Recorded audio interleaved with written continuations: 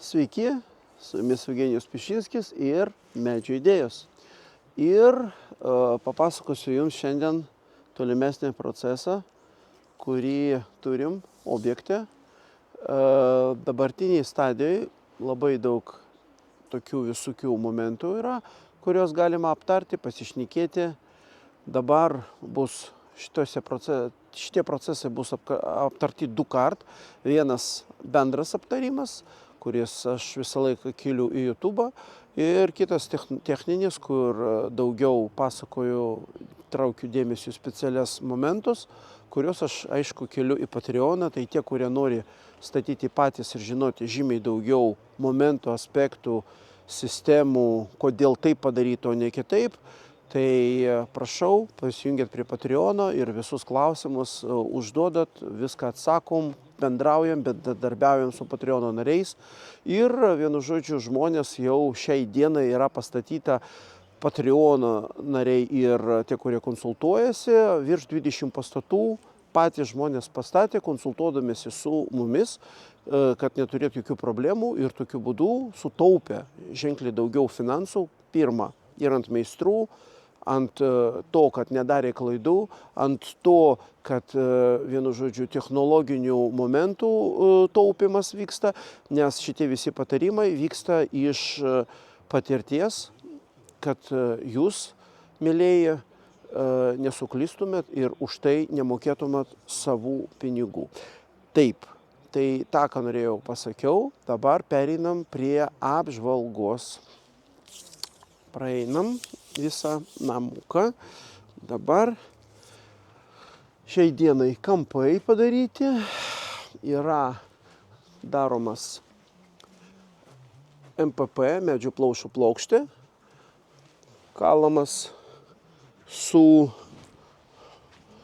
o čia staliuką padarėm, kad dirbti patogiau mums būtų, ir su tokiu stakliu. Tai čia dirba jisai su 10 ir 13 kabėm nerūdinčio plieno. O taip gaudam tokią plokštės 4 cm. Ir vienu žodžiu padarom visą paruošimą, išlyginam visą fasadą iki milimetro tikslumo. Kaip mes tą darėm išlyginimą, aš ir vėl parodžiau Patreono nariams. Jie kaip tik šitą sieną ir rodžiau, kaip lyginom, matė.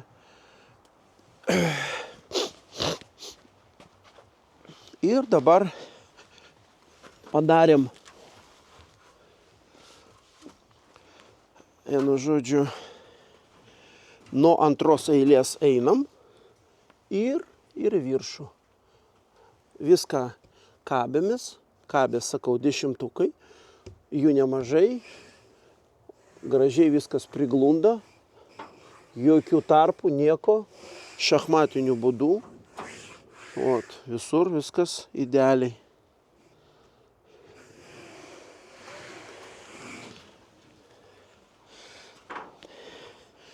Matot, kaip čia viskas. Ir dabar, čia yra tarpai. Čia yra kampai, kaip vadinami šiltieji kampai. Tuoj praeisiu, čia dėl to, kad sutvirtinam, kad laikosi čia stogo dalis, nes čia virš bus tas stogas.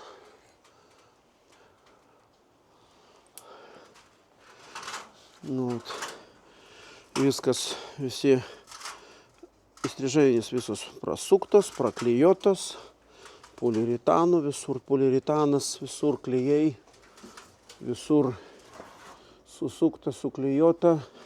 Ir paskui 10-tukai, kai praklijuoti, susukti ir šitos skylės paslėptos ir užpūstos. Ir visos skylės, kurios yra, tai jos visos užpučiam, kad nebūtų, čia yra, kad šalčio tilto nebūtų. Visur viską praeinam. Visur. Ir paskui, kai bus klausimų, šitos viskos kleckos nuo tų klijų irgi yra nuimamas su multimasteriu. Labiausiai platų tokį paimam multimasterio antgalį ir viską tai nuimam. Tai čia yra labai patogu, svarbu, kad tą gali padaryti.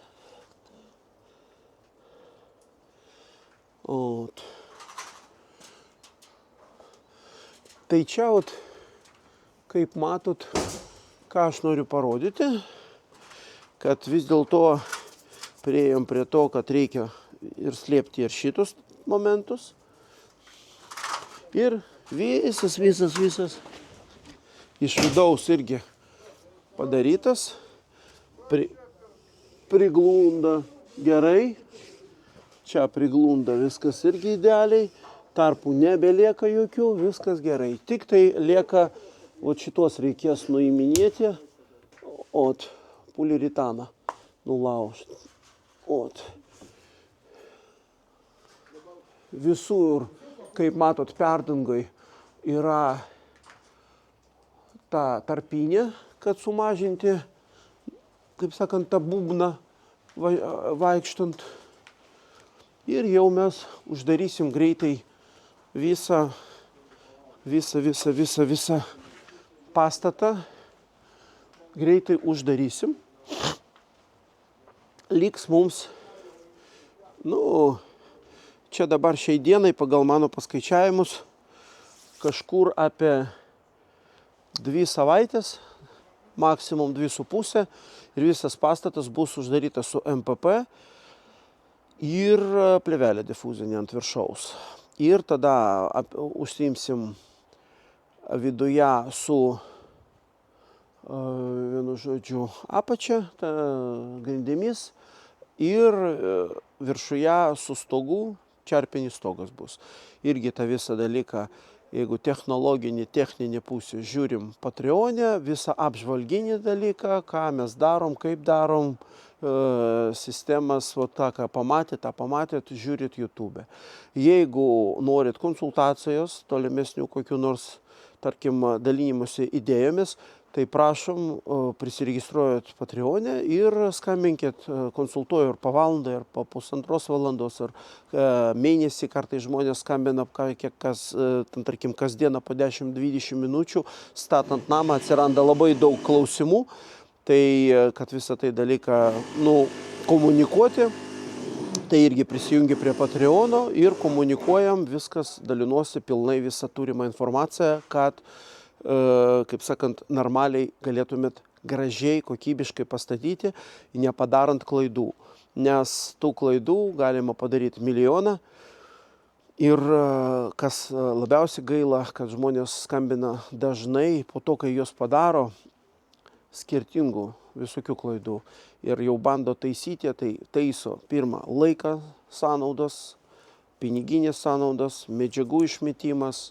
Tai, kad tai neįvyktų, svarbiausias dalykas, nebūkit uždari, skambinkit, konsultuokitės, tai kaip tik tai išgelbės jūsų ir laiką, ir finansus, ir bus gera nuotaika, ir tikrai galėsit normaliai, gražiai, kokybiškai pastatyti ir sutaupyti.